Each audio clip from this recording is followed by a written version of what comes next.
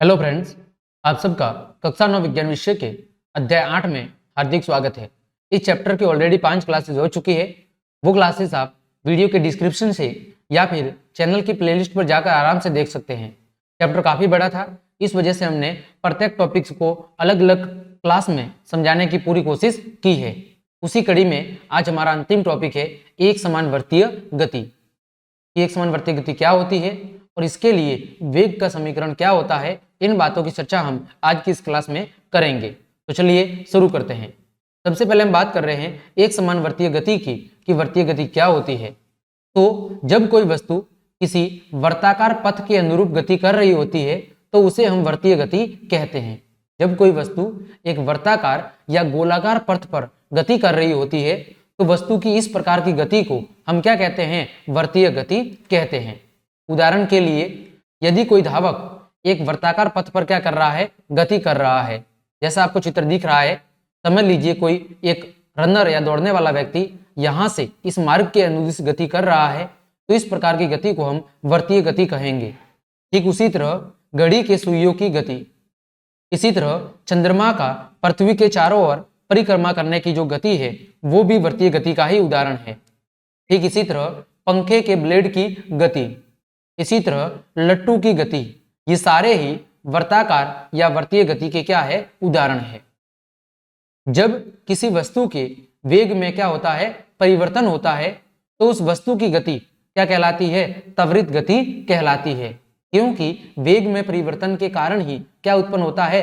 त्वरण उत्पन्न होता है। अतः जब भी कोई वस्तु के वेग में बार बार परिवर्तन होता है तो उस प्रकार की गति को हम एक साधारण गति न कह के कौन सी गति कहते हैं? त्वरित गति कहते हैं, क्योंकि वहां पर क्या उत्पन्न होता है? वेग परिवर्तन के कारण त्वरण उत्पन्न होता है। आगे बात करते हैं, यदि किसी वस्तु की चाल मतलब स्पीड लगातार परिवर्तित हो रही है या फिर उसकी दिशा लगातार परिवर्तित हो रही है या फिर दोनों ही स्थिति हो सकती है कि चाल और दिशा दोनों ही क्या हो रहे हैं? परिवर्तित हो रहे हैं, तो फिर उस प्रकार की वस्तु की गति कौन सी गति कहलाती है? त्वरित गति कहलाती है। कब? जब या तो चाल परिवर्तित हो रही है या फिर दिशा परिवर्तित हो रही है या दोनों ही साथ साथ में परिवर्तित हो रहे हैं, तो भी इस प्रकार की गति को हम त्वरित गति कह सकते हैं। इसके अलावा भी हम कह सकते हैं कि यदि कोई वस्तु वर्ताकार पथ या मार्ग पर एक समान चाल से चल रही है लेकिन उसकी दिशा अगर बार बार बदल रही है, वस्तु की स्पीड तो एक जैसी है लेकिन दिशा बार बार बदल रही है, तो ऐसी गति को भी हम क्या कहेंगे? त्वरित गति कहेंगे। ठीक है, जैसा कि वर्ताकार मार्ग पर होता है। यदि कोई व्यक्ति यहाँ से दौड़ना शुरू करता है और समझ लीजिए दौड़ते समय उसकी चाल सदैव कैसी रहती है? एक समान बनी रहती है, लेकिन आप देखेंगे कि उसकी दिशा बार बार क्या हो रही है? बदल रही है, तो इस प्रकार की गति को हम त्वरित गति कहेंगे। ठीक, आगे बात कर रहे हैं हम वर्तीय गति में चल रही एक वस्तु का वेग। कि यदि कोई वस्तु एक वर्ताकार मार्ग में गति कर रही है तो ऐसी स्थिति में उसके वेग की गणना हम कैसे करेंगे? तो माना वर्ताकार पथ जिस पर कोई वस्तु चल रही है या गति कर रही है उसकी त्रिज्या कितनी है? r है। हमने त्रिज्या कितनी मानी?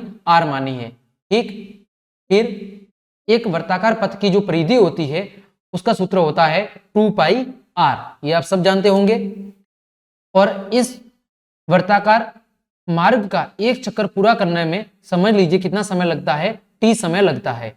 ठीक है, तो हम जानते हैं कि वेग का सूत्र होता है विस्थापन या दूरी बटा समय। वेग का सूत्र क्या होता है?